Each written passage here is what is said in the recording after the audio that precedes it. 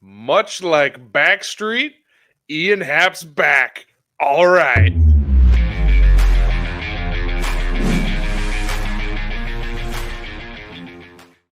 Well, I was sitting on that one, actually the last series, because I'm like, oh yeah, Happ hit 2 home runs, let's go.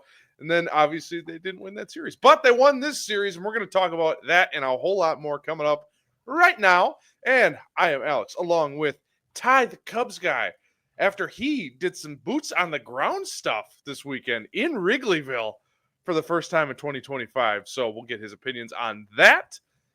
Yeah, it was a fun series. But before we get into that, make sure you hit that like button down below. If you're watching on YouTube, hit that subscribe button, hit the little bell so you get all the notifications about all the fun stuff we have on the channel. And if you're on audio only, first of all, come on over to YouTube. We got fun stuff. But if you are only audio only, no big deal. Just hit that subscribe button on Apple or Spotify or wherever you get your podcast. Speaking of, a quick plug before we get into the Cubs stuff. We, this week, on the Cubs Talk Facebook page, will be doing a watch-along on Wednesday for Cubs Brewers. I have the pitching matchup right here. It is a doozy. It's going to be Jacob Misiorowski, the Brewers' top pitching prospect, making his second career start versus Jameson Taillon, who was brilliant yet again against Pittsburgh. We're going to talk about that in just a little bit, but should be a fun one. So make sure, if you're not, subscribe. Join the Facebook chat, subscribe, join, whatever it is. Join us on Facebook. We're going to do a live watch along there. It's going to be a lot of fun. Me, Ty, Kyle, Brian, who does our social media stuff. It's going to be really fun. Okay, enough plugs and self-indulgence. Let's get to the Cubs. The Cubs win 3 out of 4 against the division rival Pittsburgh Pirates, a series they kind of had to have, and they took care of business, but it wasn't all pretty. Although, Sunday, a little Father's Day action. North Side walk it out. Walk off. Ian Happ plays. I'm done with this show. Thank you. I didn't tell you I was going to do that. Little North Side walk it out, and they sure did. Ian Happ plays hero, but there is a little bit of an issue we have to talk about right off the top. In the last 10 home games at beautiful historic Wrigley Field, the Cubs are averaging less than 3 runs a game. But they're 8-2 in those ball games. So all's well that ends well. But Ty, you were there this weekend. What did you see from the offense? Because it didn't look a whole lot better. It's been a struggle. I'll start off with just my Wrigley Field experience. I was there for a buddy's bachelor party, and really sincerely can't express this enough how much I love that ballpark. And just how beautiful it is, and how it's just the history. You walk and you feel it. I mean, I know a lot of people that obviously listen to our show have been to Wrigley, but if you've never gone and you are truly a Cub fan, I sincerely mean this, it'll change your life. It's almost like a religious experience. And got to hang out in Wrigleyville afterwards. And, of course, the Cubs flew the W on Saturday. So that made things a heck of a lot better. And funny enough, Alex, my first time ever at Wrigley that they've won a ball game.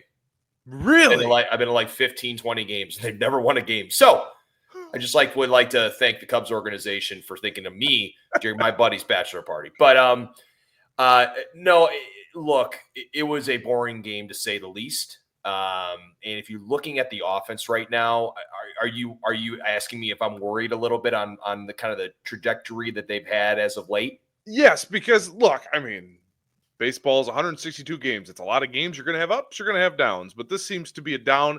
They've been in this down for a while now, but again, they're 8-2 in their last at Wrigley, and that's without scoring 3 runs on average. So it hasn't been pretty, but they're getting results. So I guess the bottom line question is, are you worried about the offense? Because the starting pitching outside of Matthew Boyd and Jameson Taillon, it's a little up and down. Cade Horton, though, has been pretty good lately. But the bullpen is really keeping this whole ship afloat. Pun definitely intended, playing Pittsburgh. But are you a little worried about the offense? Because I'm starting to be like, okay, guys, at some point, we got to turn this around. It's been a little while. I am personally not, and here's why. I felt like the start they had to the beginning of this season was historic in certain ways. Yeah. I felt like all things were clicking. The Kyle Tucker effect was real, and it hit right away.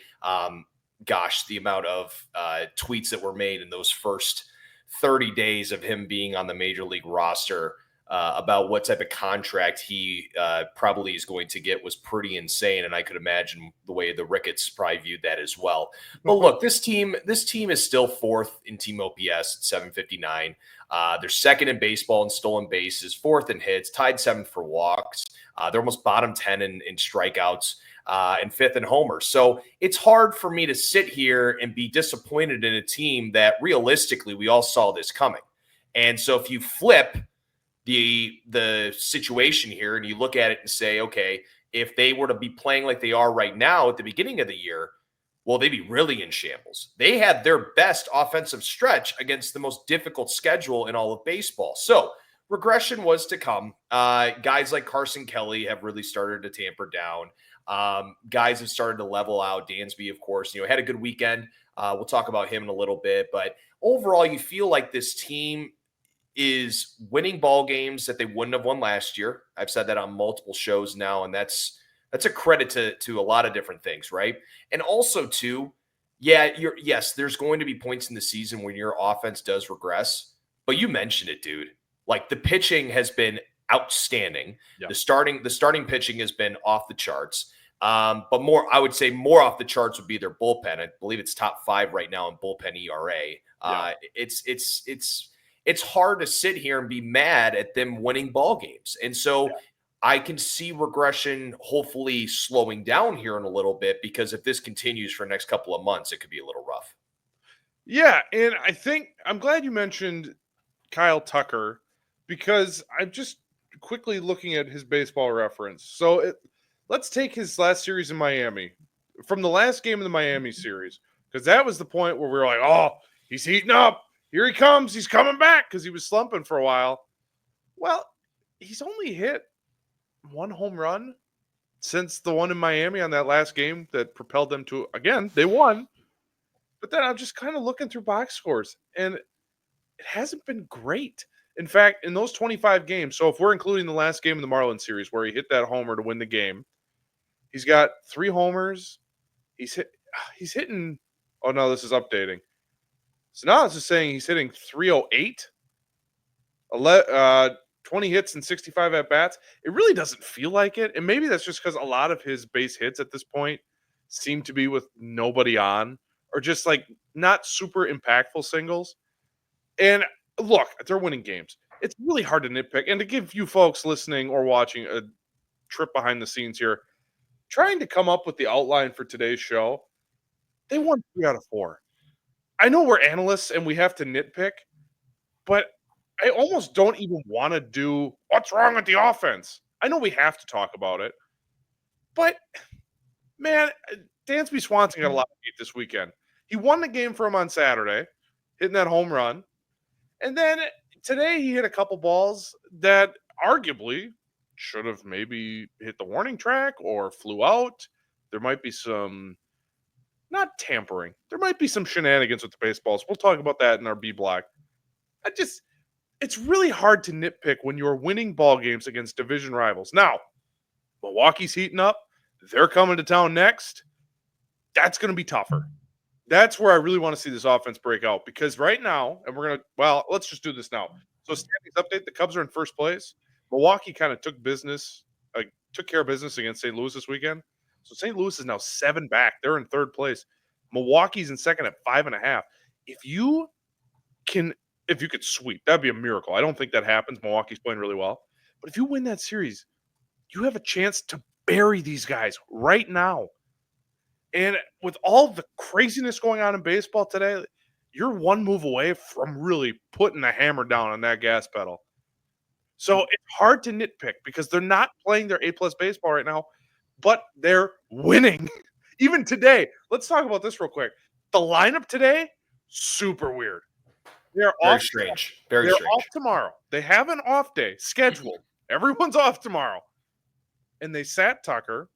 They sat Matt Shaw. Not that Carson Kelly's been lighting the world on fire, but they sat Carson Kelly. It was almost like, if we win this game, great, whatever. It felt like they were kind of punting on the game. Well, and like you said, with the off day tomorrow, you got to wonder if I can't remember who was talking about this. It might have been Sam Olber on Locked On. Was talking about how the Dodgers are really, really just playing for October, and that's it. They're not even worried about putting out a lineup. They're putting Kike Hernandez in the sixth inning when they're down 9 or whatever it was. Not saying the Cubs are in any realm of that because they can't really put themselves in that position. They don't have the depth like the Dodgers do to afford maybe taking some nights off, right? So you got to wonder if because the Cubs have been very obviously weird with the whole injury situation and hiding things, and oh yeah, this guy's got a little something going on, turns into 4 to 6 weeks. We've talked about that a few times. Yeah, you got to wonder if maybe they're saying to themselves, maybe we need to pump the brakes a little bit on some of these players. Now, Kyle Tucker is a little concerning because it seems like he's had to get a lot of time off lately. He did have that ring finger injury. Yeah. Maybe that's still kind of hanging around. I mean, it's just been all these different things. So, I mean, look, if they would have split, I would have been pretty pissed with the day off tomorrow. So, again, that's showing how much trust I think they have right now in their starting pitching. Somehow Colin Ray did what he did today. And their bullpen to be able to afford this and guys stepping up like Dansby Swanson this weekend, had 4 hits and the home run. And obviously Kyle Tucker also had 4 hits as well. But down the line, I mean, it seems like they were getting contributions from multiple players just in weird sort of segments throughout the weekend. So realistically, I just hope that we're not dealing with any nagging injuries this early in the season that could hinder us throughout the rest of the 2025 campaign. Yeah, and look, if Kyle Tucker's still dealing with the finger issue, obviously you need your hands to hit a baseball. That's just facts. That's science.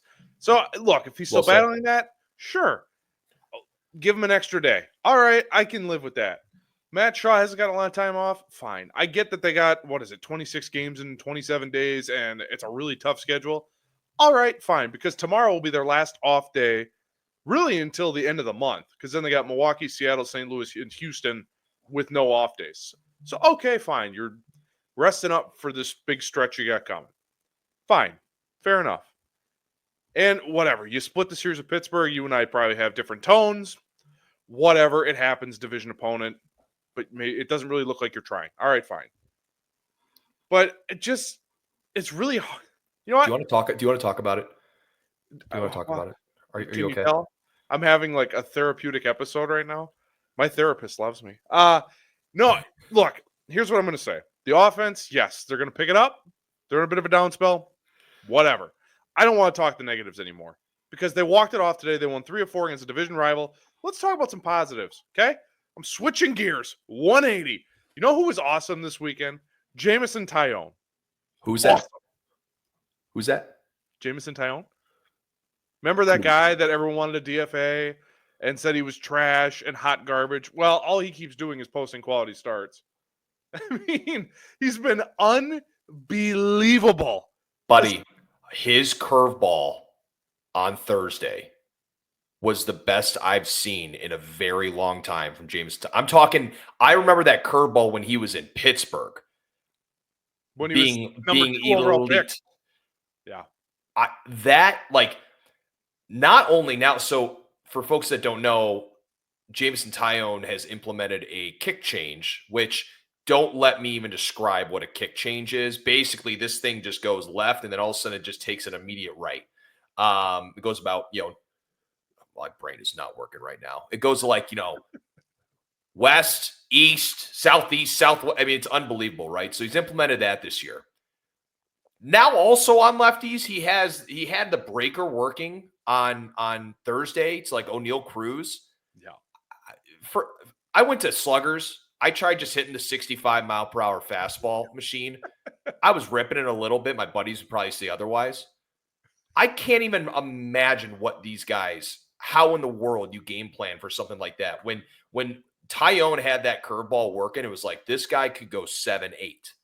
Yeah. Because it just adds. It's just now as a lefty hitter, you're thinking I need to run. I need to let this changeup get a little deeper because it's going to run away from me. Now all of a sudden I got this curveball breaking down right in front of my face. It's insane, man. He's been remarkable, like you said. 6 1/3, 2 earned, 2 walks, 7 Ks. I thought we were losing. I mean, is it hard to say? It's really difficult right now to say who has been more impressive, him or Matthew Boyd.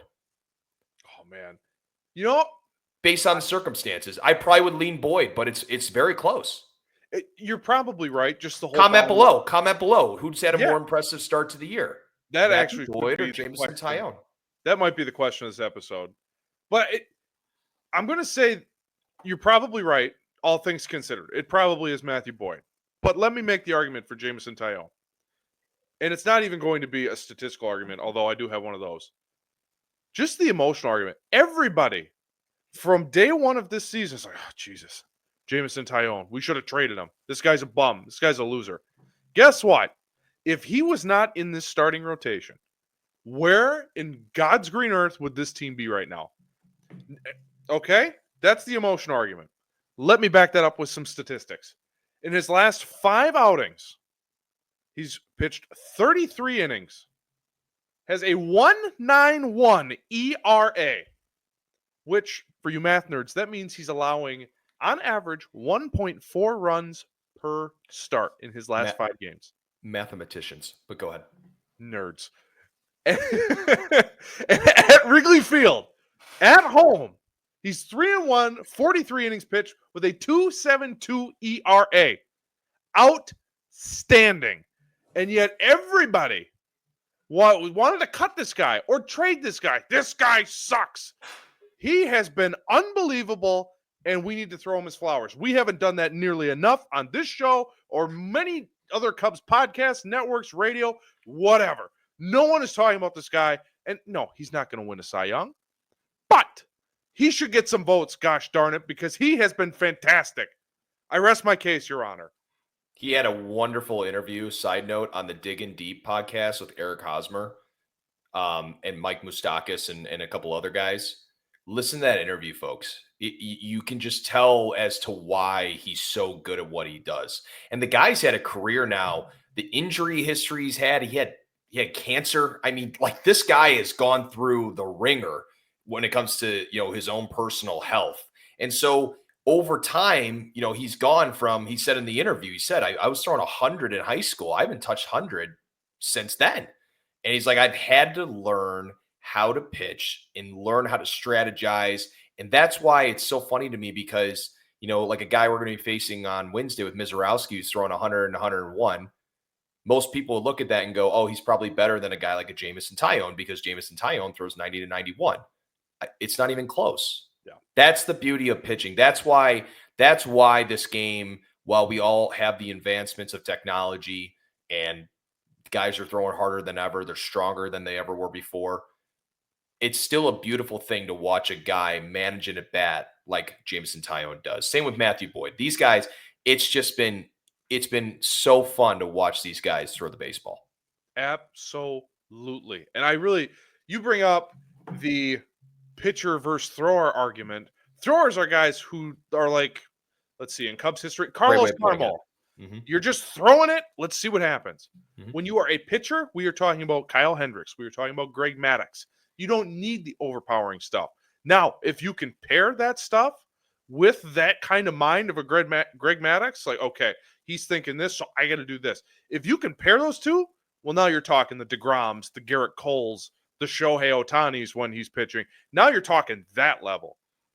It's just this guy has not gotten a lot of love, and I wanted to just carve out 5 minutes to talk about how good this guy has been because Twitter, X, whatever you're called, you people out there, I know you're out there. You hate this guy. I don't really understand why when he's been nothing but fantastic. I am fired up. I'm just calling out everybody. Holy smokes, dude. Have your coffee a little later. Holy. I got work tomorrow. Okay, let's continue on. All right. So, in keeping with the more positive direction, I want to just ask this question. And I've asked this a couple times, but this one kind of felt different to me. did this series prove that this team has a little magic dust, is a little special? Because they didn't really play that well. And yet, in a 4-game series, easily, you could say this team could have split. You could have told me that this team really could have swept because Friday they had opportunities, they just didn't take advantage. This team could have just swept playing what? C baseball? C plus baseball? So I ask you, Ty, and I might just have to ask you this after every series. Does this team got a little bit of the magic dust? In baseball, you are going to have games where you blow teams out. You're going to have games that you get blown out. And it's inevitable. We are probably going to see those in the next couple of weeks, whether we're on the good side or the bad side of it, that we are all probably going to overreact about. But the reason that I'm not willing to overreact to losses this year like I used to is totally based on the fact of winning one-run baseball games. Unfortunately, folks, I don't have the stat in front of me as to how many games they've won now in one-run ball games. But I can almost guarantee you this, it's more than the ones that they've lost. And in this game, when it comes to playoff baseball, and it's coming down to every pitch matters across 9 innings, you have to be able to trust your bullpen. A good bullpen relates to positive outcomes, whether that's in the regular season or the playoffs. There's a reason why the Dodgers have been so successful, why the Yankees have been very successful as of late. Their bullpens are rock solid. Yep. And that goes back to the point of, yes, can you worry about the offense struggling? Absolutely. It's baseball. We're supposed to struggle. One of the things you can control, though, is how your bullpen does on the mound, because they're the ones throwing the baseball. And the fact of the matter is, man, like the last time we had a team with a top 5, being top 5 in bullpen ERA, I would be very curious to see when that last was. It probably was 2016, around that time. But realistically, too, the Cubs over the last couple of years have really struggled mightily with their bullpens until summertime, till around June. And then all of a sudden it's like, okay, it seems like a little bit more locked down, but we've lost games in April and May that are now going to hinder us for the rest of the year. It's not that way this time. It was 2 weeks in. They fixed everything. And next thing you know, Drew Pomeranz is throwing very impactful innings for this ball club. Yeah. Caleb Thielbar is the best lefty specialist in baseball. Some people are saying, is Caleb Thielbar the best Caleb athlete in Chicago? Ryan Presley has completely turned it around. Yeah, he gave up 3 hits on Saturday when I was at the game, but he got out of it. Yeah. Like, dude, like over the weekend, the bullpen, I will say this, the walks were a little much this weekend, just a little bit. But Yeah. 14 innings pitch, 1 earned run. Yeah, it says 6 walks, but it says 11 Ks and 1 earned run. Dude, I'm telling you, man, this team has that little special dust. There's a little something. A little something, Just something, a little something. something. Well, and you mentioned the bullpen. You know what I mean? I mean, it feels good. Come on. It feels good, absolutely. man. A guy you didn't even Stop mention. yelling at me. Stop yelling at me. I'm sorry. I'm sorry to set up Man Nation, who's probably having their morning coffee, and I'm screaming into the microphone. But we're recording You're at yelling 10 at me p.m. too much. Wrigley time. Yeah. You know, there's a guy that Wrigley you time. haven't Did you say mentioned. Wrigley time? Did you say 10 o'clock Wrigley time, yeah. 10 o'clock Wrigley time. I will say, a gentleman by the name of Chris Flexen, in extra innings, I had no worries. I'm like, oh, he's got this. He's getting out of it. We're getting out of it. Chris Flexen, a guy that the White Sox didn't even want, and they don't have anybody. What's his name? What's his name? Chris Flexen? No. I want you to say it like you just did. Chris Flexen.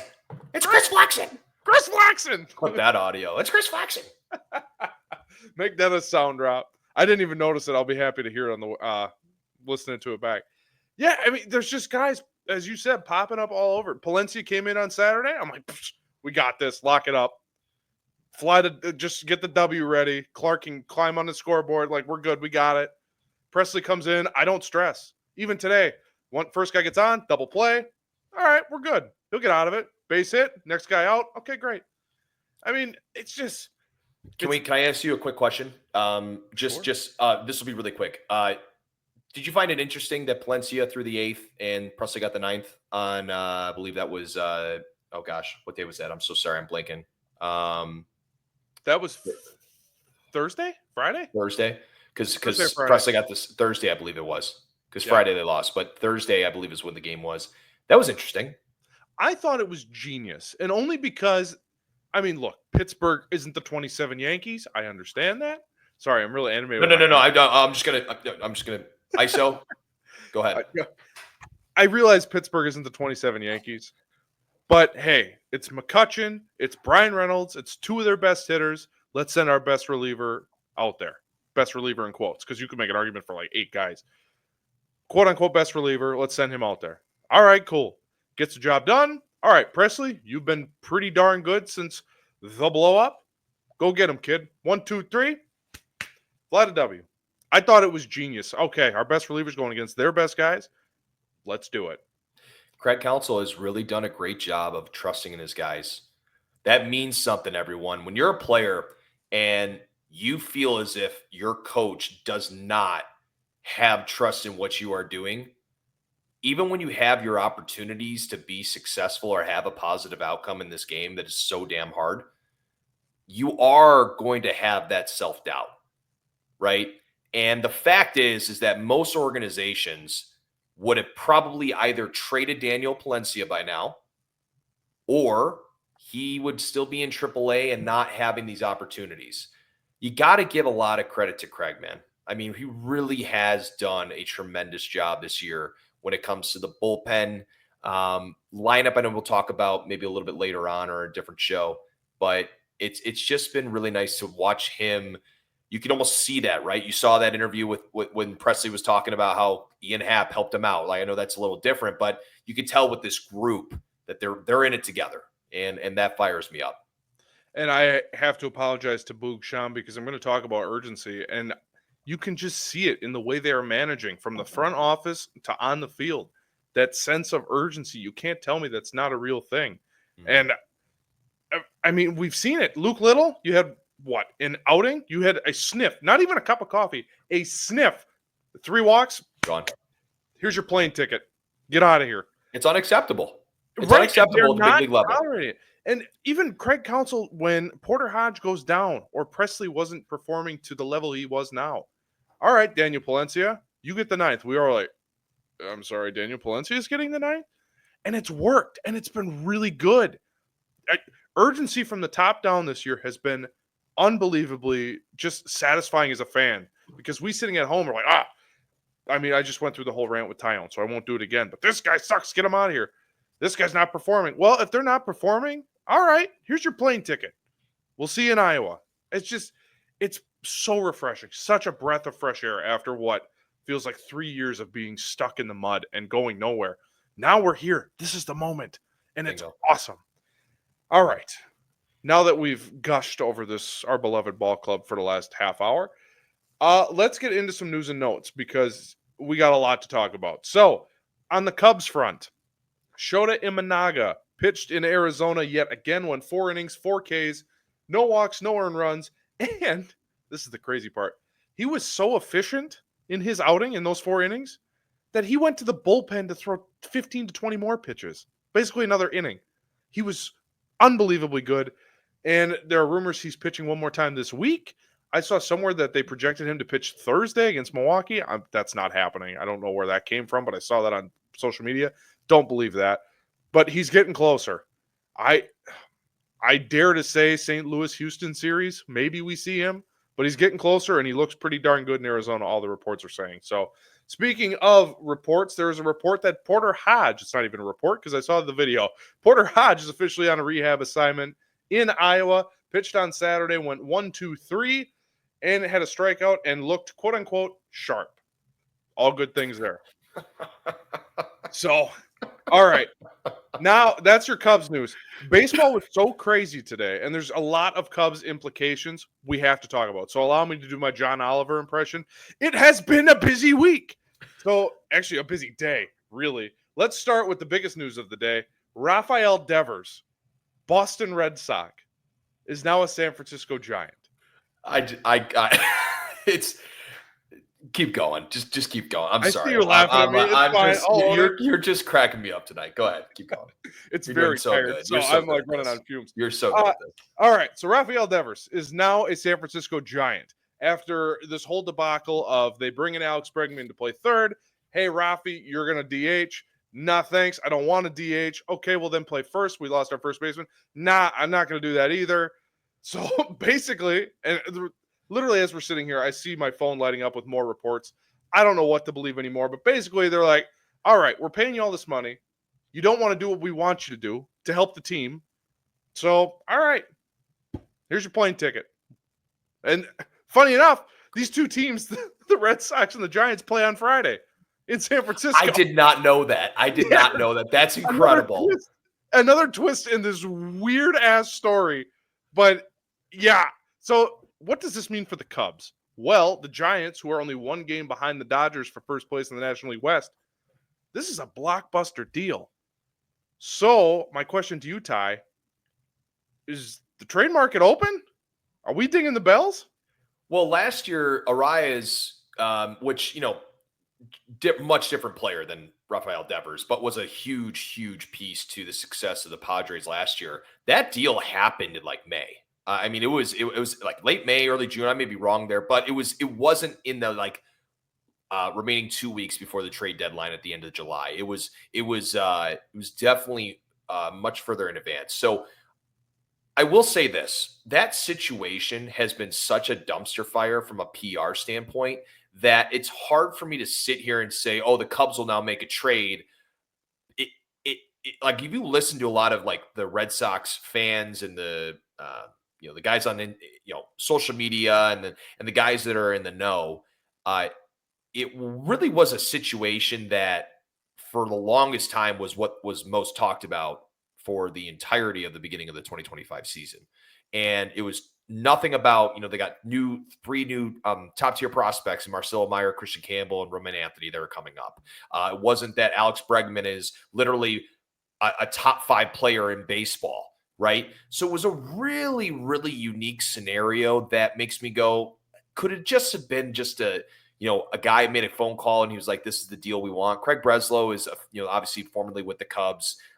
He's obviously big in the pitching side of things and really has improved. Last year, at least, they were really good. This year has been a little rough. But that's why when I look at that scenario, Alex, it's hard for me to sit here and go, okay, so now the Cubs should make a move. I just feel like this was such a dumpster fire from the Red Sox side of things that I don't know if we're in the same boat. Now, could this mean that teams like the Dodgers, teams like the Padres start to make moves just because, oh man, the Giants just made this move, we need to do this? I can see that happening, but hopefully you understand where I'm coming from, where it just feels like that was so, dude, we're talking every single day was a conversation about Devers not being happy in Boston. So I'm a little hesitant to say the Cubs are now going to go full force and go get somebody, but I can see the effect it could have on the rest of the ball clubs, specifically in the NL West. Well, and speaking of that situation being weird, look, we're a Cubs show, so we want to bring it back to Cubs topics. But this I found fascinating. It was essentially the Luka Doncic situation. I saw a report. They didn't even shop Devers to anybody. It was like, hey, San Francisco, same state gets another superstar because, hey, we can't take this guy anymore. San Francisco, you want him? We'll take Jordan Hicks, Kyle Harrison, and throw in a couple prospects. All right, done. Click. It's so bizarre to me. But the only reason I asked because there were reports of maybe the Cubs go out and get a pitcher sooner than later. Maybe they don't wait till the deadline. Maybe they wait till the end of June. And then you see this blockbuster, and it's like from out of nowhere, and it's like, all right, is it open season now? So I'm just curious because, as you mentioned, the rest of the National League now, I didn't really take the Giants that seriously. And then I looked at the standings and went, oh, they're only a game back of the Dodgers. And granted, you kind of alluded the Dodgers are just kind of sleepwalking through the regular season because heaven knows they can. But it's just like, oh, the Giants are kind of for real now. The left side of their infield, well, this is the other funny thing. They got Matt Chapman to play third base. So guess what? Devers ain't going to play third base in San Francisco. He ain't playing third base. So here, let's Let's bring it back to the Cubs really quick because again, I'm not. We are not kidding, folks.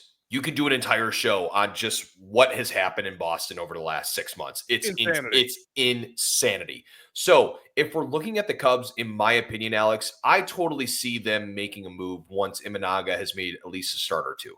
Because I think that they really need to make sure that they have Imanaga back to full form. And it sounded like, obviously, like you just mentioned off the reports that were made, is that he looks good and he seems like he's healthy. He's throwing extra bullpens and stuff like that. So that's where I'm at, is that I think once Imanaga's back, then I think they make a move. I don't think that they make one before that. I don't think they make one just waiting until the end of the deadline. I think they're going to make some moves pretty quickly. And that's just my own personal thoughts. Well, and just reading the tea leaves, it kind of everyone's making it sound like, oh yeah, maybe I'm looking at an All-Star break is third week in July. I don't know. Maybe that week something starts cooking. Yeah. It just seems like they're going to make a move sooner than later. But the fact is, they're going to make a move, which is kind of nice and exciting to look forward to. Don't be All right. shocked if it turns into a domino effect, though. Just don't be shocked if it does. But again, that's where my head's at. Well, who knows? And speaking of the NL West, guess who's starting tomorrow? From out of nowhere, yet again, the Dodgers announced that Shohei Ohtani is going to be an opener tomorrow for the Dodgers in against San Diego. He's only planning to go 1 or 2 innings, but guess what, folks? The Dodgers just got a heck of a lot more scary if Ohtani's pitching. It's just another thing that's going to affect the Cubs, because these are the teams that you are going to have to go through in October or to get to October. So these teams are stocking up, and you may win your division, but this team's good enough. You have to make not just a move, a big move to solidify, your standing in the National League. So Ohtani's back. Maybe the biggest news of the weekend, Bruce the Bat Dog was called up to the Nationals from AAA. And Ty has left. Come on, Bruce the Bat Dog deserves some love. But yeah, that's the fun story of the weekend. And then here's a little something. You know how we always complain you were born for this, dude. This is literally up your alley. This show has just been it's a little off the rails tonight, but we're recording late. I love it so much, man. It was Father's Day. By the way, happy Father's Day to all. Happy Father's Day to our all our fans. So, and my own father. Happy Father's Day, Dad. Happy Father's Day. Shout out to my father as well. I watched the game with him today, even though he slept through. Hey, shout out to your father. Shout out to your father. CB, Chris Brault. Thank you, sir. So you know how people say Wrigley Field plays kind of weird and the wind is kind of an issue and no one hits home runs at Wrigley Field? Sure. Hold that thought for just a second, because they played a guy this weekend by the name of Andrew McCutchen. Maybe not a Hall of Famer, but Hall of Very Gooder. He tweeted this out. And I'm quoting here from Andrew McCutchen on X. I was told by a rep for MLB that the balls are indeed different this year. They stated higher seams, which produces more drag on the baseball, causing baseballs to not travel as far as they should. When asked why, I was told every baseball is hand sewn, so no ball is the same. When I asked if there was something that can be done about correcting the current performance of this year's baseballs, I was told there was nothing that can be done about it this season, but they are working hard to get to the bottom of why the seams are higher. So maybe it's not the fact that Wrigley Field is playing crappy. Maybe we're in kind of a dead ball era, because there were even just today. Let's just take today's game. Say Suzuki hits one like 108 off the bat, just gets to the warning track. I can't remember who's someone for the Pirates, like 110 off the bat, just gets to the warning track. Dansby Swanson hit a ball late in the game, opposite field. I'm like, oh, that ball's got a shot. It wasn't even close. And that was all weekend. And it's been all season. And in fact, McCutchen tweeted this out after someone said, it was a video of Juan Soto crushed a baseball. Like, in your lifetime, and anyone watching baseball's lifetime, it's like, oh, that's a home run. And it wasn't even close. So, if they're playing with dead balls, tied, that totally changes our perspective on the Wrigley Field effect. Well, it does. And then, I mean, for example, when I was at the game on Saturday, Michael Busch hit a ball, and I literally just, like, right as it was hit, I was like, that ball is going to get caught. But it was hit at 108. I was just sitting there waiting for the velo or the exit velo to come up on the screen, because I was like, how in the world is that ball not going anywhere? Now it's more of a line drive. It wasn't necessarily more of a fly ball, but it was like, I mean, it got to Reynolds and Wright. I mean, and Reynolds didn't even have to move for it. And might be a little bit of a weird term there, but I mean, here, I'm just going to look up really quick, just the home road. So, okay, so this year, let's see here. So 2025, okay. On the road, 68 home runs. At home, 29 home runs. You're talking at Wrigley Field. And there's only been 3 games played more away from Wrigley.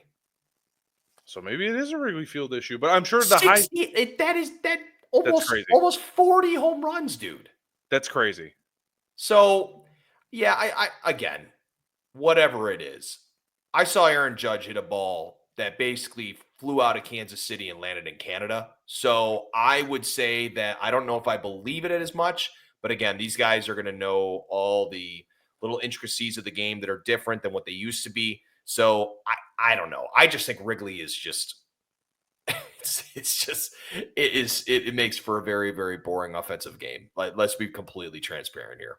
I mean, you ain't wrong and you ain't lying, but it's just something to note. And yes, Wrigley still probably will always be a factor, but just I lied. I have lied, but yeah. All right. I need to rest my voice for 24 seconds. So let's hear a quick message from our friends at Obvious Shirts. Setup Nation, I want to take a quick break so that you know how you can support our channel and wear some cool swag like this. We've teamed up with Obvious Shirts to give you a chance to have your very own Setup Man shirt or hat. Pick from 3 different types of shirts or my personal favorite, the trucker hat. Go to the link in the description of this video and podcast to claim your Setup Man apparel. And thank you so much for supporting our channel. Thank you for the support. I have told the truth as well, but go ahead. And now you're backtracking. All right, let's wrap this up because clearly we're both delirious. You were on a plane and it is now 10:30 Wrigley time, which is my time. So we're both delirious.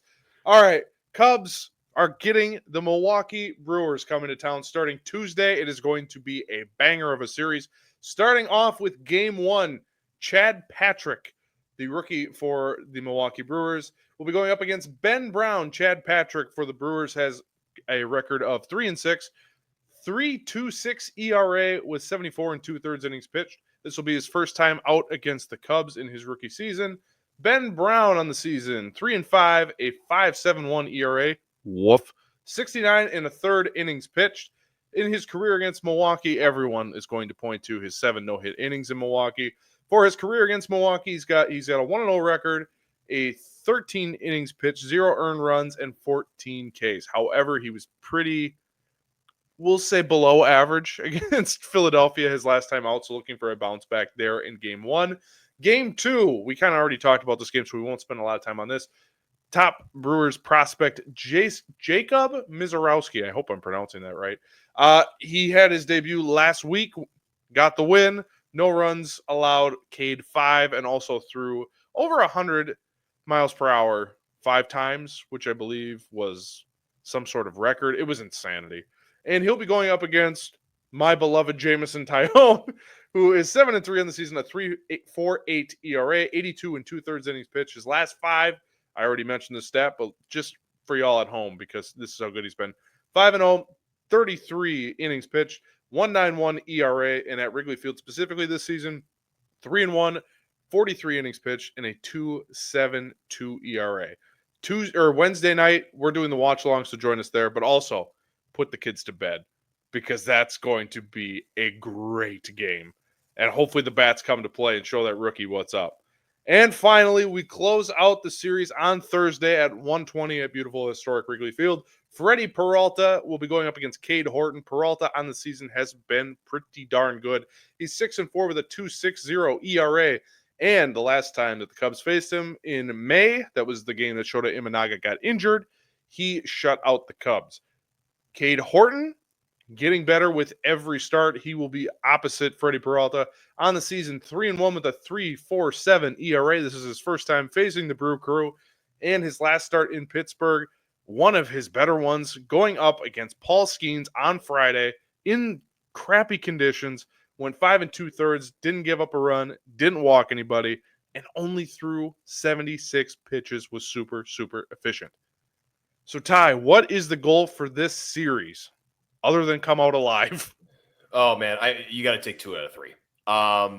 I think, look, Chad Patrick is not going to be a guy that overpowers you. He's going to be upwards of 93 to 94 on most of his pitches with his cutter, along with his fastball. With his fastball. He'll throw a cutter and a sinker. And look, he's had a nice campaign thus far, but this is his first time pitching at Wrigley. And, while, yes, we've obviously said that, things haven't gone in favor of the offense when it comes to playing at Wrigley, I think this lineup is that good that from the Cubs standpoint, I think that they will work him to death. They got the off day tomorrow, and I think they take it to him. Mrozarowski's a fascinating pitcher because we talked about him earlier, where he's a guy who's getting up to 100 during his first, or not his first start. It would be technically his first start was 5 innings pitched, 4 walks, 5 Ks with no hits. A very funny video of him coming off the mound and basically almost like breaking his ankle on the mound. That was one of the weirdest things I've ever seen a pitcher do. So I think he has a bad start because of that. I think he is he's going to be a little. I'm delirious right now, dude. I'm just kind of going by the seat of my pants. But I am more excited probably for that matchup just because, like you said, Jameson Taillon has been fantastic, and then Freddie Peralta. Look, Freddie Peralta. Look at this 7-2 record with an ERA of 2.93 and 116 strikeouts and 19 appearances versus the Cubs in his career. He is, unfortunately, Cade has gotten put up against Paul Skeens and now Freddie Peralta. And so it's tough sledding for the rookie, but I guarantee you he'll hold his own. I'm calling for 2 of 3, but I mean, I don't know. It doesn't, I feel like Chad Patrick won't do anything to this offense that they haven't seen in the past. Mrozarowski is a rookie, so you have no idea what you're going to get there. Yeah. The only thing I'm a little concerned about is Ben Brown, just because, yes, last time out, 6 innings pitched, 4 hits, 4 Ks last time he pitched against the Brewers, he was best start of the year. But again, hopefully he can, turn things around a little bit. And then Taillon, of course, had a good start against them in Game 2 last time as well. And Imanaga ended up pitching Game 3. So I'm saying 2 out of 3 is what I'm looking at. I don't think the Brewers offense is that good. They are coming off a series win against the Cardinals, which sucks a little bit. Yep. But I think we take 2 out of 3 against the Brewers on this upcoming series. I hope you're right. And this is just the pessimism in me because this team has taken our lunch money forever, it feels like. So for me, just win 1. If you win 1, they only gain a game on you. And then you're at 4.5 games. Fine. They beat the Cardinals team. The Cardinals have had a brutal week. The Brewers-Cardinals series, which, by the way, a Brewers-Cardinals series where Wilson Contreras is fighting everybody in the center of that series. I just want to see him and his brother brawl in the middle of the field. Like, get it over with. It feels like we're in the weirdest timeline that a former Cub is now playing for the Cardinals and is fighting the Milwaukee Brewers. What a world we live in. I thought they were to go at it. I really did, because Wilson's a hothead. And Rhys Hoskins will not. He does not take. No, you talk to him like that. So it was. Yeah, that would have been so funny though. Could you imagine? Just like, wait, who's in the middle of the field? Oh, it's William and Wilson throwing hands. Yeah, just like the living room at home when they were kids. Well, and because Wilson is such a psycho, and look, I loved his time with the Cubs, but he took a heater to the ribs, went down the line because it bounced, went down halfway down the third base line, picked up the ball and dropped it in whoever was pitching's glove. Like, what? And then Quintana, who he called for. Jesus. So then that happens. Then he hits a home run and stares into the Brewers dugout, running backwards like Dexter Fowler in the 16 World Series, running backwards, staring into the dugout. Just insanity, man. And look, that series, the Cardinals-Brewers series, is like 2 ships passing in the night because one is playing really well and the Cardinals have not played well. So what a shame. What a shame. Oh, yeah. Boo-hoo. Boo frickin' who. But I heard my Cardinals buddies in about a couple of weeks. So that series is also going to be a put your kids to bed series. But this Milwaukee team, I think, is going to get your best punch. You're getting their best punch. I think I said that, or I didn't, whatever. But they're coming to play in your barn. You have to take care of business. So 2 out of 3, that's the goal. If you only win 1, It's disappointing. I can live with that because now you have a bigger lead in the division. But that doesn't mean just, okay, we got one. No, take it to these a-holes. Let's go. You have really yelled at me a lot on this show, and I'm going to have to talk to Kyle. It's fine. I'll deal with HR. HR. I deserve it. All right. Well, because we're both delirious, this is going to be one of the weirder shows that Setup Nation's going to hear. And you know what? I dig it. But thank you for listening to this chaotic episode. We hope you enjoyed it because it was a heck of a lot of fun to do. Good night, yeah, Canada. big series this week. So make sure you subscribe to our Facebook channel because on Wednesday, it's going to be an awesome game. We want to watch it with you. So subscribe to our Facebook page. Let me bring that up here. Cubs Talk, hosted by the Setup Man. The link is below in the comments. Just hit that link. You'll join the Facebook group, and then Wednesday you'll be able to watch the Cubs game with us. Make sure on YouTube, hit that subscribe button, hit that like button, hit that little bell so you get all the notifications of what we are up to. And finally, if you're listening on audio, hit that subscribe button. And then because Apple doesn't know, just hit that subscribe button again and just kind of keep pressing it because then it boosts our numbers. But anyway, hit subscribe on Apple and Spotify. But for Ty, I'm Alex. We're going to go rest up, and I need to maybe go take a Xanax to calm down. Ty, I apologize for yelling at you. Kyle, I'll deal with the HR department. It's well-deserved, but Ty and I are going to go ice up. Thank you all for watching. We will see you Thursday at the conclusion of the Brewers-Cubs series. We'll see you then. Fly the W!